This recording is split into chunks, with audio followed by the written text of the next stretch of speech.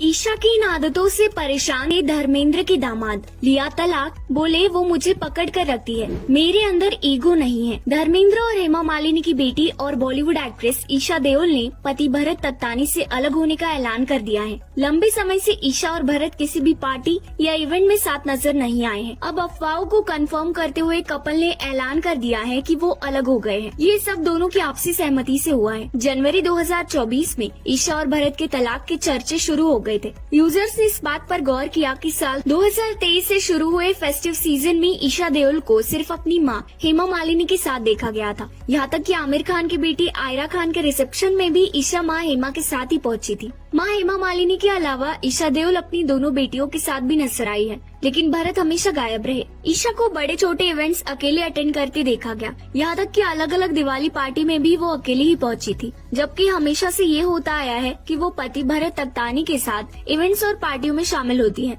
इतना ही नहीं, सास हेमा मालिनी के 75वें जन्मदिन के सेलिब्रेशन में भी भरत नहीं पहुंचे थे। लेकिन ये बात बहुत ही कम लोग जानते हैं कि ईशा और भरत के बीच मनमुटाव होते रहते थे। ईशा के पति भरत ने फिल्म फेयर को दिए एक पुराने इंटरव्यू में अपने रिश्ते को लेकर बहुत से राज खोले थे। उन्होंने कहा था कि उन्हें बहसबाजी करना पसंद नहीं है, लेकिन ईशा की आदत है बहस करने की। भरत ने यह भी कहा था कि जब दोनों के बीच अनबन होती थी तो वही हमेशा उसे सुलझाने की ओर पहला कदम बढ़ाते थे, क्योंकि उनमें ईगो नहीं है। इसी इंटरव्यू में भरत ने यह भी कहा था कि ईशा काफी पॉजिटिव है। भरत ने कहा था कि वो भी पॉजिटिव है, लेकिन ईशा जितना नहीं है। वो पकड़ कर रखती है मुझे। जब भी मैं अपनी दोस्तों के साथ होता हूँ तो तब भी वो मुझे बांध कर रखती है। ईशा और भरत की पहली मुलाकात बहुत ही फिल्मी थी। उनकी लव स्टोरी किसी फिल्मी कहानी से कम नहीं थी। उनकी लव स्टोरी से कई लोग इंस्पायर्ड थे। ईशा और भरत स्कूल लव बर्ड्स थे। उनकी पहली मुलाकात एक इंटर स्कूल कॉम्पिटिशन के दौरान हुई थी। पहली नजर में भरत ईशा को दिल ले बैठे थे। ऐसा ही कुछ ईशा के साथ भी हुआ था। उन्होंने एक टिश्यू पेपर पर अपना नंबर लिखकर भरत को दिया था, जिसके बाद से दोनों के बीच बातचीत शुरू हो गई थी। ईशा और भरत की ज्यादा मुलाकात नहीं हो पाती थी।